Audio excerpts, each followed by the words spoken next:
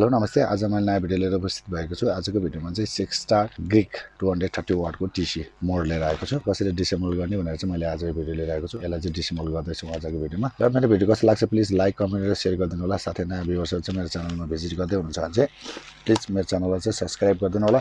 भिडियोलाई चाहिँ धेरै भन्दा धेरै शेयर गरिदिनु होला। साथै राम्रो लाग्यो नलाग्ने कमेन्ट गरिदिनु होला।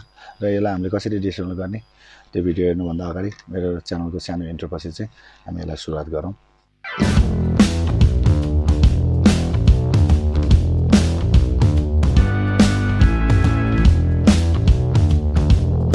अब हामी यसलाई डिसेम्बल गर्तिर लागौँ।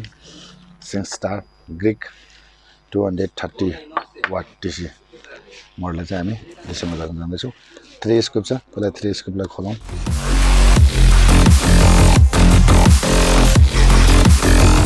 हामीले 3 स्कुप खोल्यौँ। खोलिसकेपछि अब यसलाई अरूसम्म त स्कुप छैन, तर यसको लागि हामीले स्कुप खोज्दै जाउँ। यसलाई रिमुभ गरौँ यो कभरलाई। यहाँ एउटा 1 स्कुप छ, एउटा स्कुप यसको यहाँनिर जाने।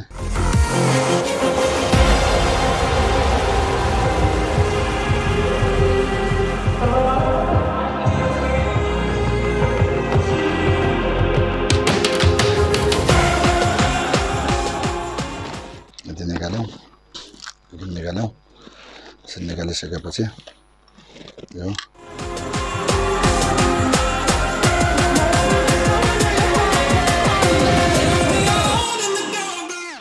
बिस्तारै यसरी थोरै हल्का रूपमा यसमा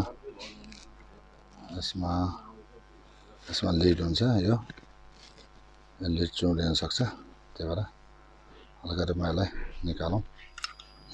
निकाल्यौँ। यसरी निकालिसकेपछि यसलाई यसरी बाहिर निकालिसकेपछि यो निक्ल्यो। अब यसको बटन यहाँ तल भइहाल्यो।